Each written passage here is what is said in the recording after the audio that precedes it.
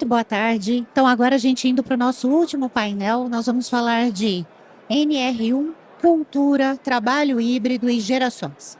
Como conectar saúde e decisões no ambiente de trabalho.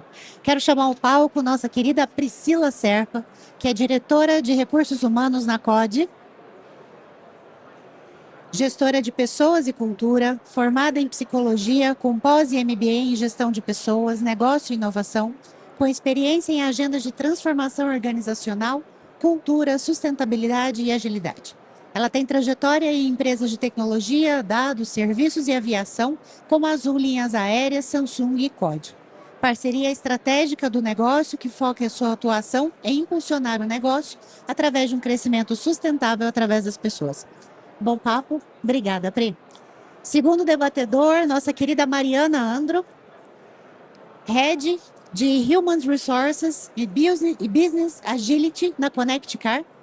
A Mariana é líder de RH e agilidade, psicóloga com pós e MBA em gestão de negócios, com mais de 20 anos de experiência em desenvolvimento organizacional, transformação cultural e gestão estratégica de pessoas. Tem trajetória na Unilever, Itaú Unibanco e Connect Car, atuando em ambientes de alta transformação. Atualmente é CHRO na Connect Car, impulsionando inovação, agilidade, evolução dos processos e produtos de RH, conectando a estratégia do negócio à experiência dos colaboradores. E por último, nosso querido Fernando Manfio. Vamos falar de novo nosso, para quem não conhece, idealizador do Movon, CEO do Movon Consulting, criador da Decidologia. Excelente papo para vocês. Meninas, eu acho que não vai ter apresentação? Eu acho que não. Poxa, que gostoso, que prazer enorme estar aqui com vocês. Conheci vocês há pouco tempo, né? Um pouco antes. E foi muito bom esse impacto. E eu queria sempre trazer esse tema de RH, desenvolvimento humano, para a gente poder trazer um pouco mais de clareza, né? Seja agora, seja depois que a gente vai soltar as gravações, né, do nosso evento, trazer um pouco mais de clareza nesse momento tão tenso, principalmente para a NR1, né, que chega aqui. Então, por isso que a gente vai falar um pouco de NR1, para que as pessoas se esclareçam o que é isso, né? Da onde vem, por que isso existe, né? Então, acho que a primeira pergunta que eu vou fazer para vocês é como é que vocês olham, né, a partir do seu sentir, como chega para vocês, responsáveis por desenvolvimento humano e por esse momento, como é que chega essa NR1, né? Como é que é a sua impressão quando chega assim, você fala, uau, por que isso, né? Da onde vem isso? Por que precisamos ser vigiados ou algo assim? Queria essa impressão de vocês sobre o tema. Pode começar, Mari. Tá bom. Primeiro, obrigado, Fernando, pela oportunidade aqui. É sempre um prazer poder estar compartilhando um pouquinho do que a gente conhece, vem estudando, né? E estar aqui também com a Priscila. Bom, eu tenho refletido muito sobre isso, né? E quando você perguntou sobre o sentir, eu acho que assim, foi necessário precisar da NR1 para a gente colocar luz, né, nos aspectos de saúde mental, que não era uma agenda prioritária, né? Então, a norma sempre existiu, né? Existe há décadas a NR1, que regulamenta a saúde e segurança do trabalho, mas a saúde mental ela não fazia parte do rol de itens a serem observados, regulados, medidos, né, reportados, cuidados, né? Então, a saúde mental ela passou a englobar a NR1 e acho que ela veio num momento assim muito importante, veio tardiamente, né? Porque acabava sempre sendo uma agenda do RH, né? Então, na minha visão, assim, a minha dor sempre foi uma agenda do RH e que a gente precisava forçar para que isso virasse pauta, ficava uma coisa um pouco etérea, sempre com diversas justificativas para não se olhar para isso, ou saúde mental é problema de cada um, né? Então, agora essa pauta mudou. Então, a gente passou a ser obrigado a olhar para isso, a medir, né? Passou a ser regulamentado e assim, os números falam por si, né? Os dados são alarmantes de saúde mental, então é bastante preocupante, né? E então, para mim, assim, que bom, né? Que veio. Que a gente pode transformar o que é uma norma, que quando a gente, no primeiro momento, fala assim, ai meu Deus, coisa chata, né? Vai ter que fazer o PGR, tem que medir, pode ser auditado, tem fiscalização, mas que bom que veio para a gente poder ressignificar, né? E deixar de ser simplesmente uma norma para que a gente, de fato, consiga olhar para a saúde mental com seriedade. Obrigado. Pri,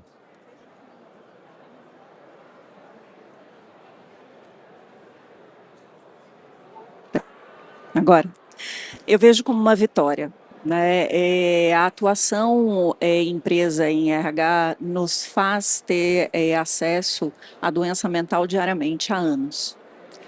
As pessoas adoecem, isso é fato, mas nós nunca olhamos para isso com a seriedade necessária.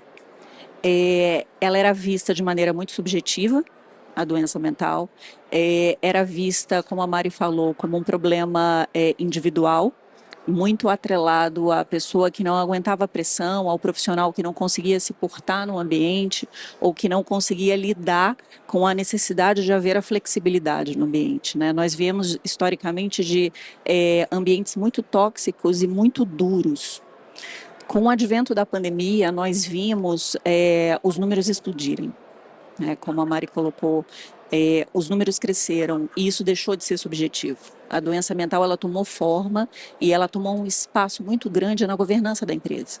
Então, quando a gente fala da NR1, que ela sempre existiu, ela traz a devida importância a um tema que é tão importante. Sai da subjetividade do RH e vira a pauta de governança.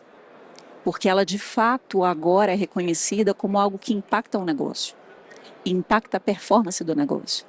Então, eu deixo de olhar apenas para o ser humano que não conseguia lidar com a pressão, porque era assim que a gente lidava, né, com esse tema anteriormente, para algo que, de fato, faz diferença no dia a dia.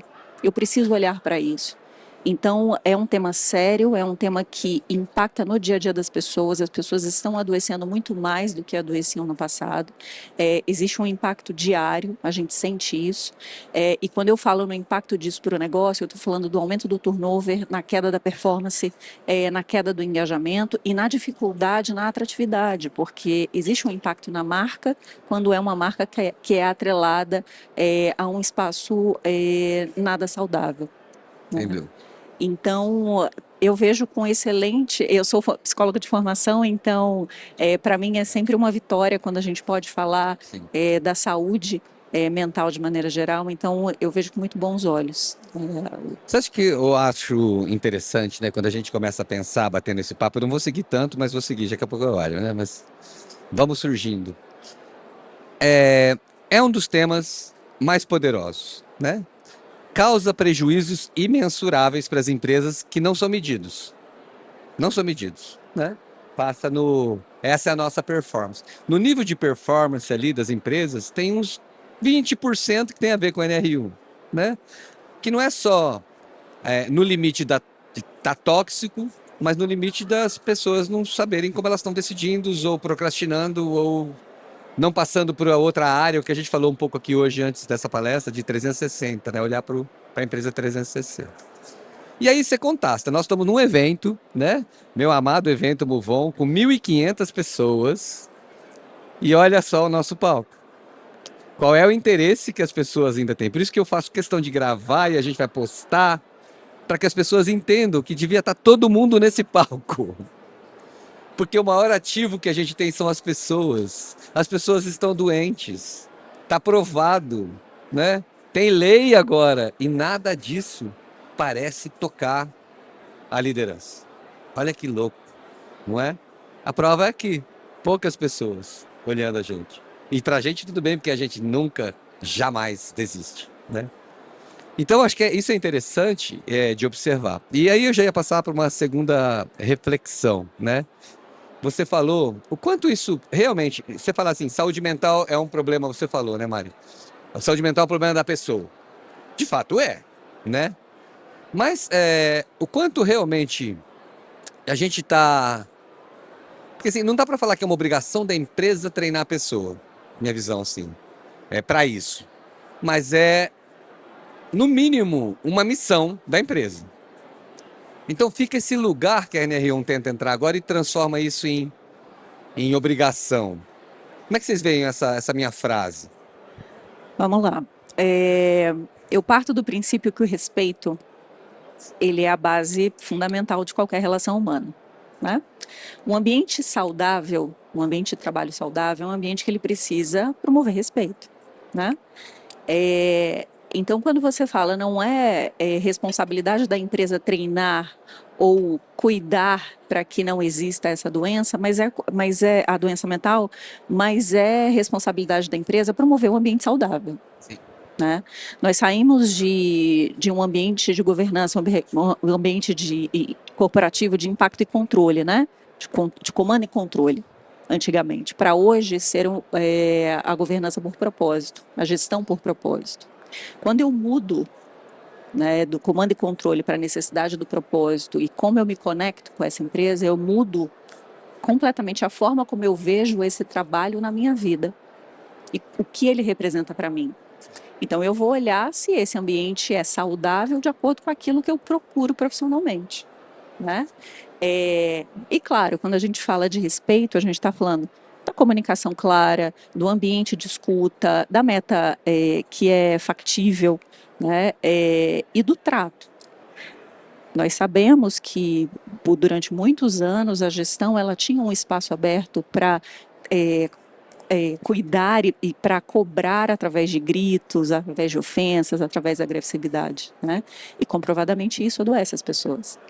E como que eu considero isso num ambiente hoje que o propósito é o principal, a linha principal para eu me conectar com essa empresa?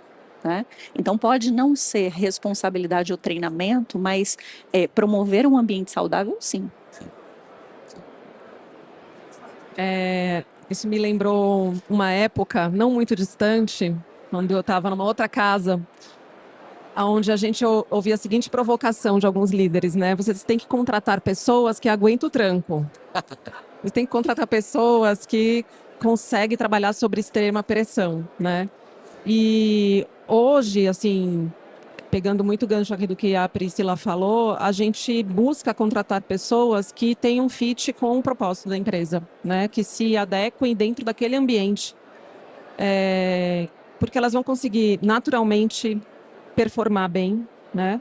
Se tiver respeito, né? Se tiver um ambiente saudável. Então, essa questão que a Pri trouxe do propósito, né? Para mim, eu acho que é o primeiro ponto para a gente gerar engajamento e que é a responsabilidade de todos os líderes da empresa, né? Então, quando a gente vai contratar uma pessoa, a gente tem que observar isso e aí sim cumprir todo o ciclo ali de vida do colaborador, né? Do gerar engajamento, do cuidado, das metas que são factíveis. Então, é mais do que capacitação, né?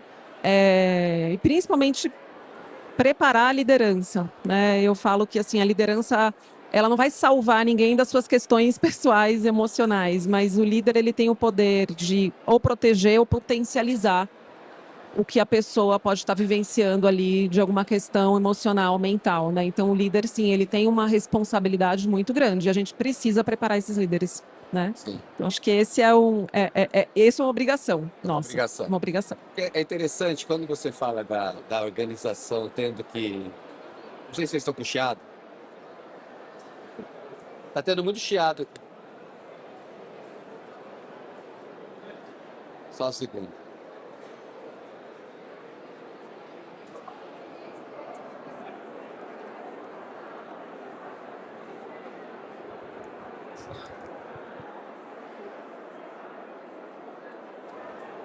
Deixa eu pegar. Isso é na gravação? Casa.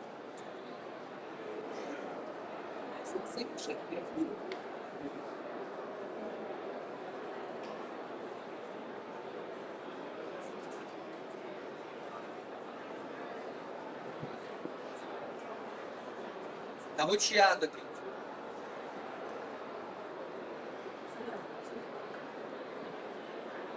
Parou? Não, é que tá chiado ainda, mas tudo bem, melhorou um pouco.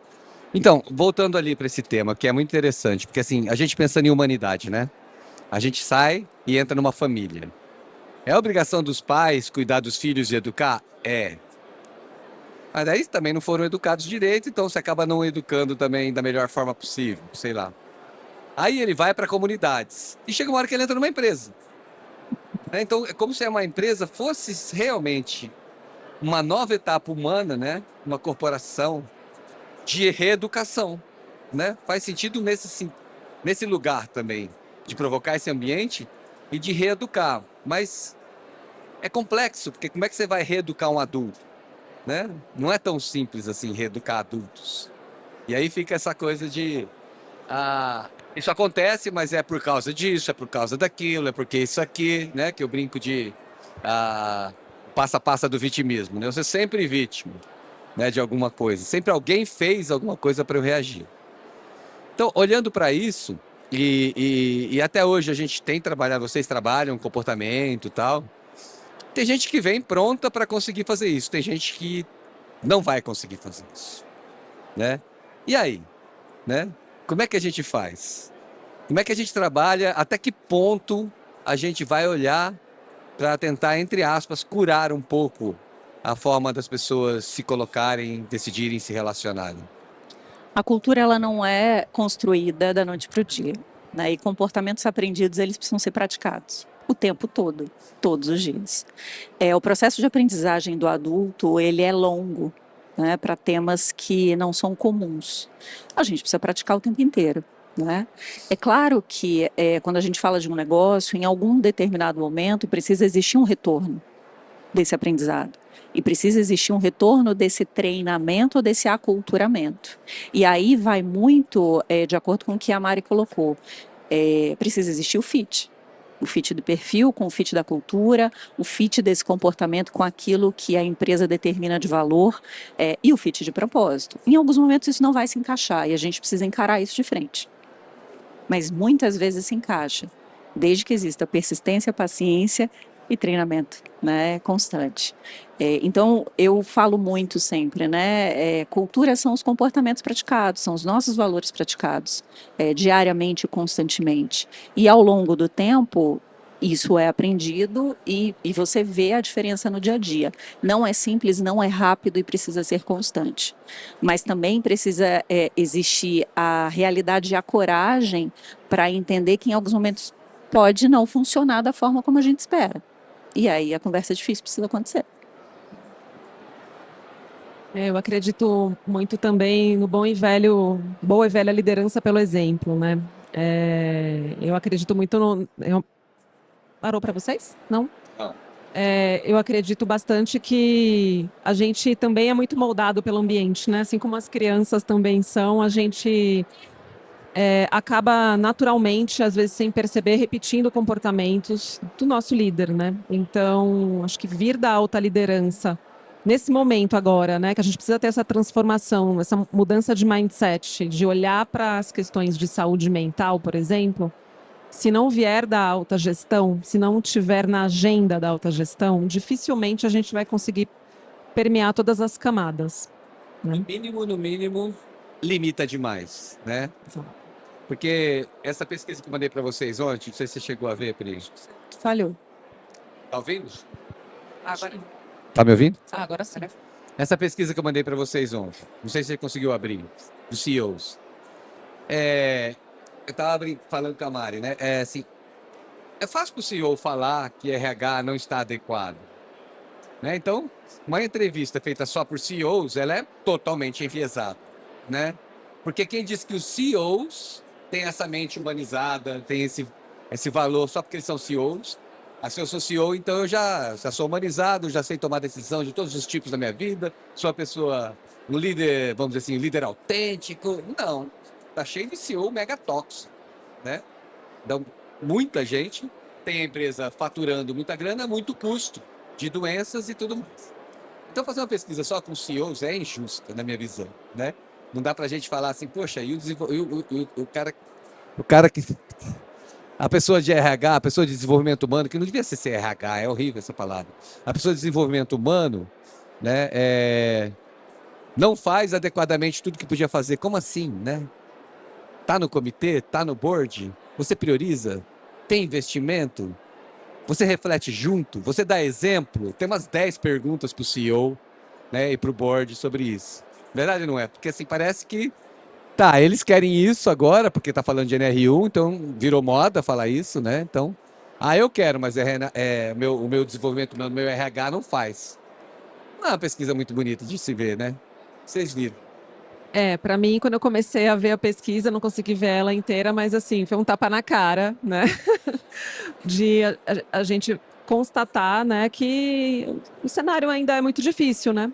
Quando a gente olha para altos executivos que não acreditam nessa pauta, né, dos recursos humanos, eu também não gosto tanto mais desse nome, mas que é realmente a gente olhar para as pessoas. Né? Não ouvi. Devia chamar autoconhecimento isso. Exato. Né? Autorregulação, autoconhecimento. Recurso humano, né? Recursos, né? Então, mas ela traz provocações, né, importantes assim de como que a gente de novo, né, tem que, se a gente não tiver espaço, como você falou, não tiver investimento, vai ficar difícil para qualquer área conseguir. Ninguém trabalha de graça. Ninguém trabalha, né? Então, é preocupante, porque se a gente não tem esse olhar, esse cuidado de área de gente, a gente vai começar a ver cada mais o absenteísmo crescer, as pessoas se afastando, a produtividade caindo e os negócios, né, indo resultados ladeira abaixo. Então, é um efeito dominó aí severo. Severo.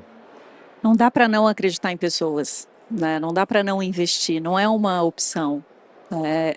A gente se torna cada vez mais especializado no mundo que é veloz, que é constante e que tem um conhecimento muito rápido, né? A gente tem acesso à informação muito rapidamente. A gente já fala do híbrido, do trabalho híbrido do humano com máquina, né? Mas mesmo assim, se não houver humano, a gente não tem um negócio pronto, né? Então, se eu que não acredita na pauta pessoas, eu não imagino como é o resultado desse negócio a médio prazo. Sabe? Mundo sem graça, diria. Pois é. Não é? Aí eu tenho uma frase que eu provoquei aqui, vocês deixaram na coisa assim: adultos sabem o que tem que fazer, então por que não fazem? Essa é uma frase que me fez pensar, depois de 400 projetos de crédito, e olhar para os meus projetos passo a passo e dos treinamentos que eu fazia de crédito, né? Gente, a gente já fez o treinamento, a gente já fez a estratégia, o produto está definido, e vocês não fazem. Ou procrastina, ou atraso, ou reclama, ou não sei o quê. Depois inadimplência. Aí é o cara do crédito brigando com o cara comercial. Aquela zona, né? Mano, você já sabe o que tem que fazer. Por que a gente não faz? Qual a visão de vocês dessa frase? Tá na lista. Essa é difícil, né? Essa aqui não tem bala de prata, mas de ser humano é complexo, né? E eu acredito muito que, assim, essa procrastinação, né, os deveres de casa que não são feitos, a gente saber o que precisa, mas a gente não põe foco naquilo que a gente sabe que pode mudar o jogo.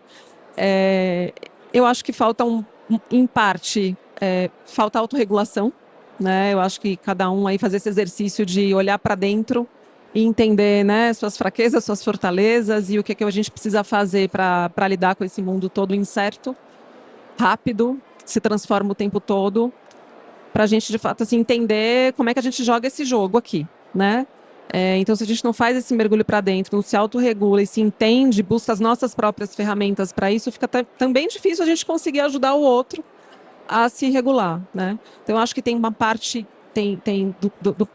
nós mesmos, né?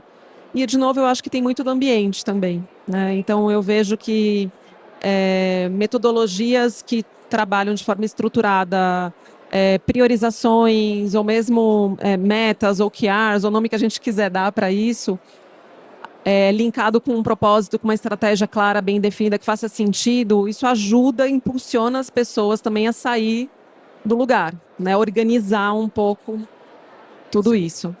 Mas eu vou fazer uma provocação também. Nem todo mundo quer mudar.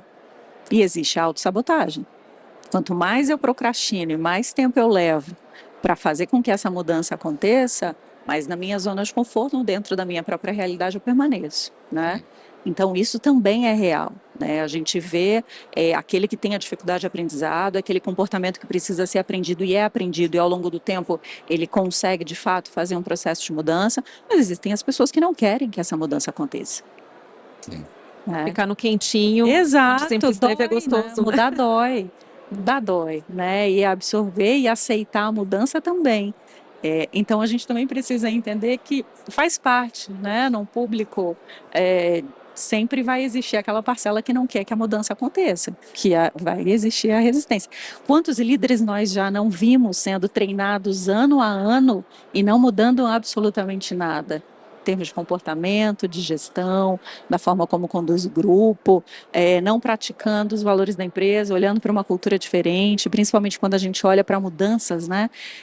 Você faz processo de M&A, a empresa que muda em termos de controle societário, muda o presidente, e aí quando existe um processo de mudança naquele ambiente, o profissional não quer seguir com aquela mudança, quer continuar no ambiente anterior, na realidade anterior. E aí gera resistência também. E por que ele fica na empresa, esse cara? Esse aqui é o lance. Porque ele é bom tecnicamente, né? Muitas vezes. Muitas vezes por isso. Mas você sabe que, para mim, eu gosto de brincar, né, com coisas simplistas. Para mim, o que impede essas pessoas de mudarem chama-se medo. Também. E é o medo, o primeiro medo dessas pessoas, né, o mais óbvio, é o medo do espelho. Que é o que você falou. Não consegue se ver diferente daquilo que já é. É como se fosse uma identidade fixa. Eu sempre fui assim, né? Isso é falado desde da novela, né? E a gente parece que não entende, só usa isso para brincadeiras. Mas para mim isso é um dos cernes das questões. As pessoas precisam se identificar, desidentificar dos comportamentos que, segundo, né, representam elas. Então, quando eu falo eu sempre fui assim, na verdade a pessoa está falando assim, eu sempre decidi reagir assim. Mas ela não fala isso. Ela fala eu sempre fui assim. Né? E muitas vezes nas nossas avaliações, a gente fala, você é assim. A outra fala, eu sou assim. Então acaba sendo um monte de armadura colada no corpo humano, no ser, que faz com que eles não consigam nem ver e sentir um pouco aquele espaçamento, né, de oportunidade, aquela, uau, eu posso ser diferente. E perceber o quanto isso é difícil, né, ser diferente. Mas pelo menos eles precisam saber que podem. Então acho que a maioria das pessoas, eu diria, não é a minoria para mim, ainda se identificam com personagens, né, que não funcionam. Porque tudo bem, você se identificar com o personagem, ele é muito amoroso. Tudo bem, deixa aí, tá se identificando com uma coisa boa. Não é ele é mais do que isso, mas tá tudo bem, né? Mas quando se identificam com aquela mesquinhez, com aquela incapacidade de se sentir vulnerável, né?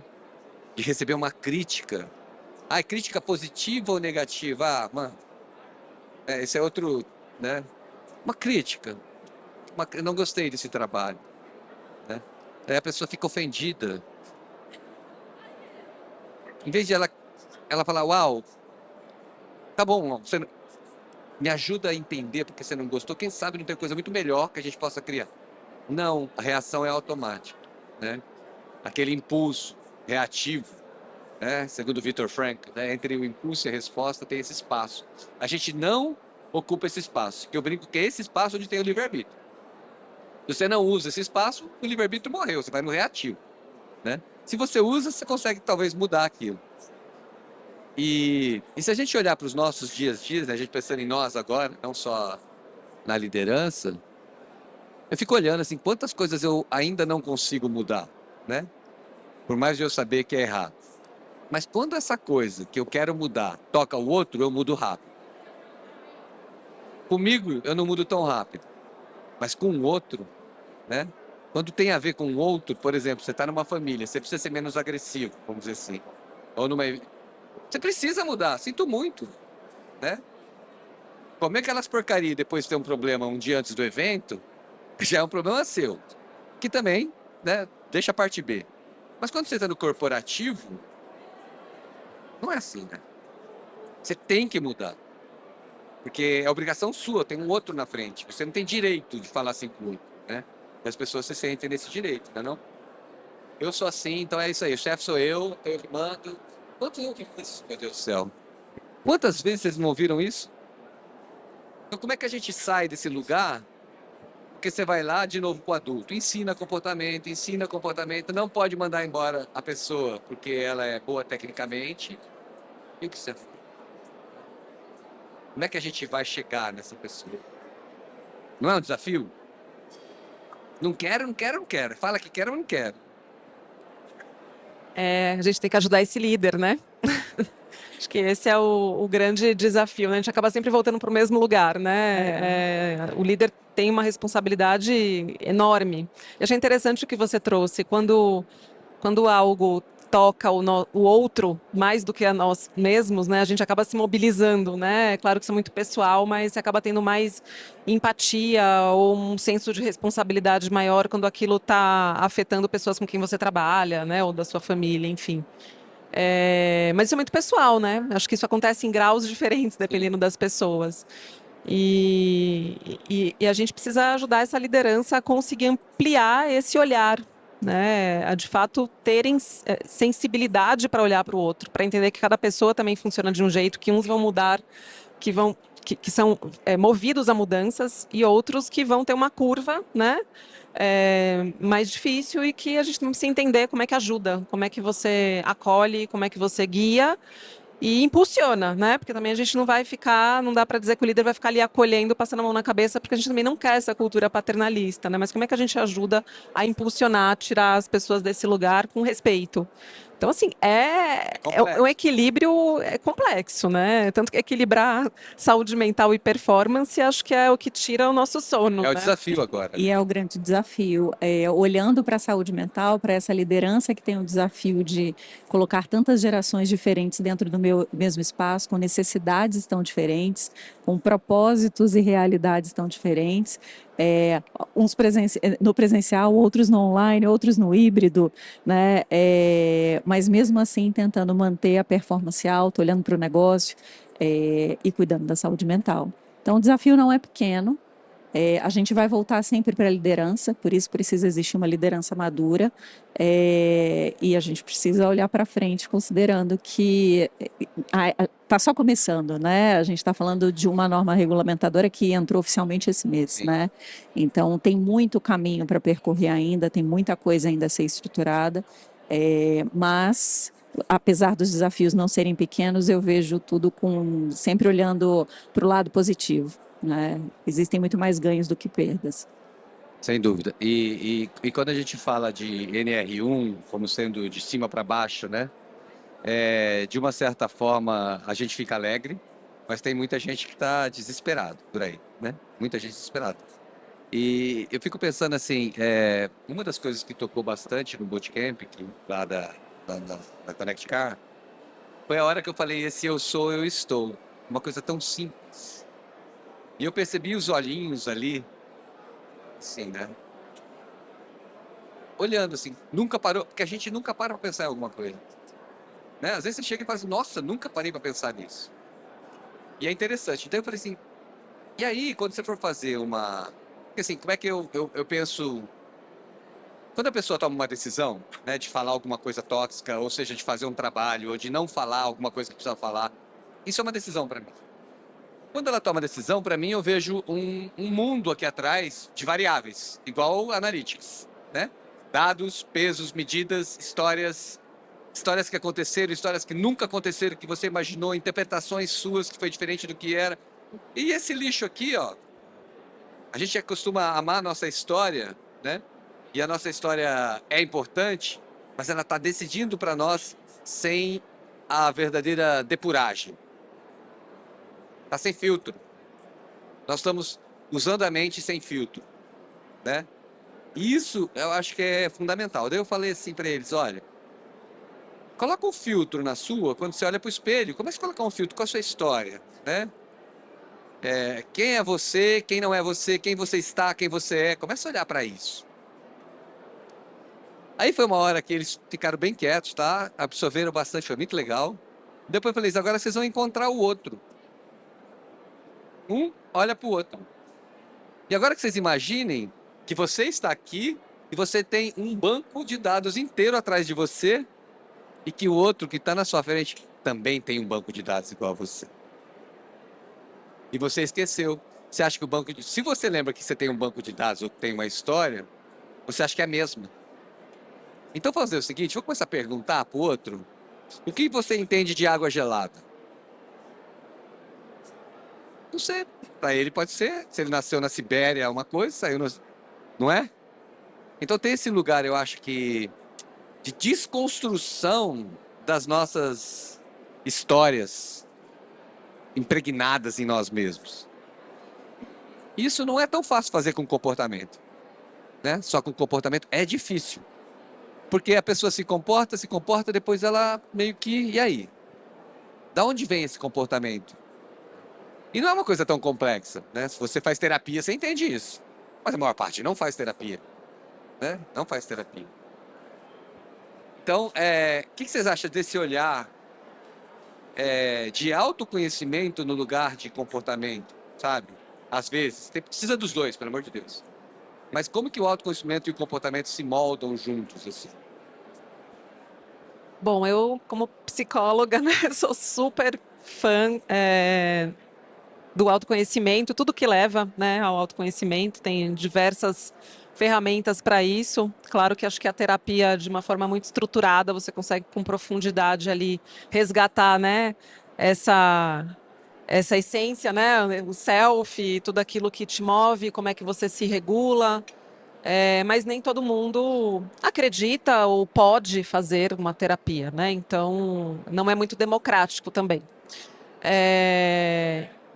Mas eu acredito que dá para fazer esse exercício a partir do momento que você toma consciência que você precisa transformar a forma como você se relaciona, a forma como você olha o mundo, a forma como, né, a gente estava falando aqui, líderes que trabalhavam comando e controle, que tinham posturas extremamente tóxicas, que hoje não cabe mais, você perde o time inteiro e você ainda é caracterizado como um assediador, né? Então, você precisa, é uma obrigação mudar, né? Então, buscar esses mecanismos para olhar para si, olhar para dentro, e entender que você também carrega essa história, que todos nós carregamos, né? Então, a Pri carrega a história dela, a minha, a gente saber respeitar essa história, porque muitas vezes a gente chega até aqui com determinados comportamentos por conta de uma história e a gente já julga o outro, né? Então, tem os julgamentos também dentro do ambiente de trabalho. Isso também é muito tóxico, sem entender o que está por trás daquilo. Então, acho que tem esse olhar de respeitar a história dos outros, né? Dos outros, assim como a gente olhar para a nossa própria, se respeitar e estar aberto para a gente buscar outros caminhos, né? Outras possibilidades, como você falou, Manfio. Assim, a gente não né? A gente tem a nossa essência, a nossa personalidade, mas a gente está aqui, né? Eu amanheci hoje uma Mariana e hoje eu, com certeza, aqui sairei outra Mariana, né? Então, acho que a gente está aberto a isso, ter esse mindset de crescimento, porque senão a gente não cabe nem nesse ambiente de trabalho, nesse mundo fica difícil. Verdade. O autoconhecimento ele é importante sempre, né? O se autoconhecer e o saber o que não se quer e o que não se é, para saber quem você é, o que se quer é o primeiro passo. Mas nem todo mundo quer olhar para isso, né? Existem os curiosos, os dispostos, e existem aqueles que vão passar o tempo ao longo da vida, o tempo histórico aí, ao longo das décadas, sem querer olhar e sem se reconhecer, né? Como psicóloga de formação, para mim, o autoconhecimento é extremamente importante para qualquer pessoa. Mas eu vejo também que a maturidade vai trazendo para a gente não só a curiosidade, mas a necessidade de se conhecer e de saber o seu querer, né? Eu quero estar, eu quero ser ou eu não quero. Não me cabe mais, né? Mas isso o tempo ajuda, as experiências ajudam também. É claro que quando existe uma liderança que consegue conduzir isso e consegue trazer essa informação, mostrando para os times, olha para você, né? Será que te cabe? O que você quer enquanto carreira, enquanto vida? O que faz sentido para você profissionalmente? O que faz sentido para você enquanto ser humano? Se existe essa provocação, o caminho é mais fácil.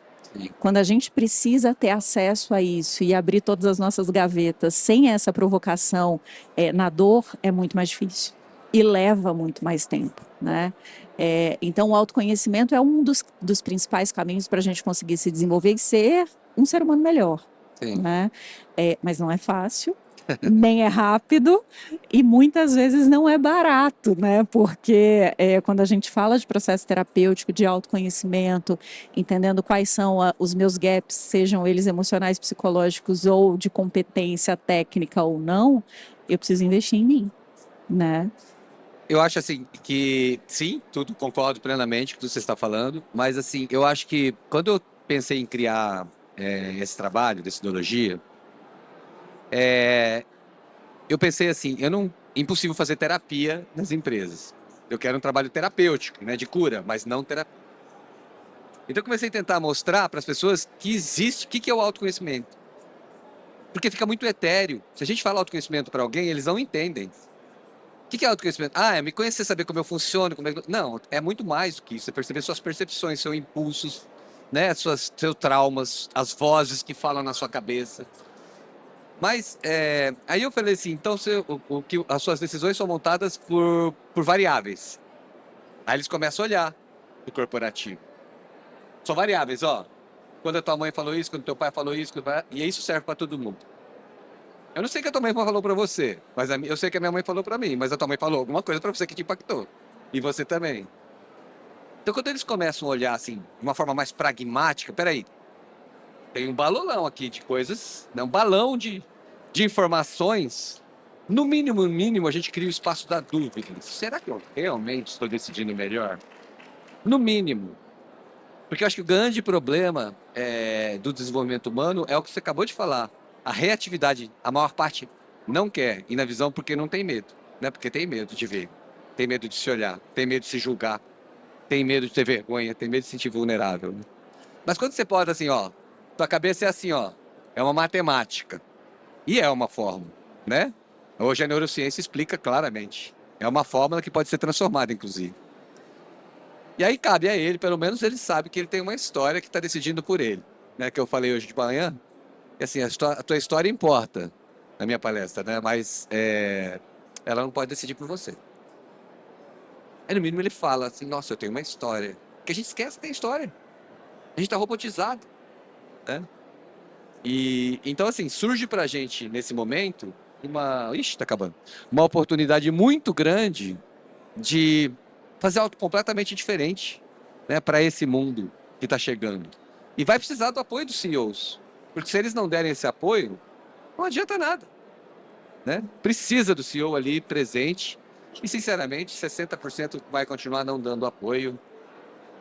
E a última pergunta para a gente terminar aí a fala de vocês é assim, como é difícil, né, quando você está falando voltando à NR1, como é difícil você falar assim, eu estou sendo cobrada, já fiz tudo o que eu estou fazendo, mas a pessoa não quer. Você não me deixa demitir, porque ele é bom tecnicamente. E aí? De quem é a multa da NR1? Para o RH ou para o CEO? Como é que a gente se livra disso? Porque vai ter, e tem mais uma, só desculpa, tem mais uma sequência disso. Você já fez tudo para a pessoa. E eu que pago a multa por ela não querer se conhecer? E eu que pago a multa? Não sou estranho isso? Tô brincando aqui porque não vai mudar a lei, mas e é boa a lei, eu acho ótimo também. Mas tem detalhes que precisam ser mais entendidos na lei, não é não? Certamente. E acho que tem esse dilema, Manfio, assim, ele me remete a assim, isso acontece sempre, né? Isso é algo comum para a gente. E vem com ele um outro dilema que por que é responsabilidade da empresa tratar as questões de saúde mental que são originadas por questões pessoais da empresa, ou porque está endividado, ou porque se separou, ou porque perdeu uma pessoa, né? E a gente sempre tem que refletir assim, o quanto a gente pode ajudar a pessoa, né, a se resgatar, seja com treinamento, seja com algum programa de saúde e bem-estar, de esporte, de saúde financeira, ou o quanto a gente pode largar, né, e deixar a pessoa se afundar. Então, para mim, isso vem junto com esse outro dilema. Agora, quando a pessoa ela desiste por si só, como você trouxe, né, e a gente está utilizando todos os mecanismos para que a gente possa ajudar essa pessoa, a gente já não pode querer mais que ela, né? Eu não posso querer mais que você se você não quiser se salvar e você quiser sair desse buraco. Eu não posso decidir por você, eu não posso querer mais que você saia desse lugar. E aí eu acho que entra o nosso papo de gente grande e conversa difícil, né? E tem que ter. E tem que ser. Aí nesse momento a gente tem que ser mais Fatalista. Um diretivo. pouco mais diretivo. Nunca é um único motivo, né? O adoecimento mental ele vem de uma série de fatores e do acúmulo das questões também, e até que você chegue no nível extremo, né? E eu concordo com a Mari, quando todos os recursos foram esgotados, né, a empresa colocou à disposição, tem programas, tem forma de acesso ao cuidado, seja ele no mundo corporativo, dentro do ambiente de trabalho ou fora, através do cuidado de saúde dos programas que existem, se esgotou todas as possibilidades, aí a conversa ela precisa mudar. Né? E aí precisa entender até onde a empresa consegue ir nesse auxílio, se o profissional realmente quer, e se as questões elas estão além, né, além daquele ambiente. Quando as questões estão além daquele ambiente, aí a gente precisa olhar para outras alternativas. Perguntinha rápida: NR1 é passageiro ou veio para ficar? Veio para ficar, sem Veio sombra pra de ficar. dúvida. Assim a gente deseja, né? Sim, Sim. sim. Muito obrigado, meninas. Obrigado Obrigada. por aceitar meu Obrigada. convite. É uma honra estar com vocês. Um prazer. Obrigada, um Obrigada. prazer.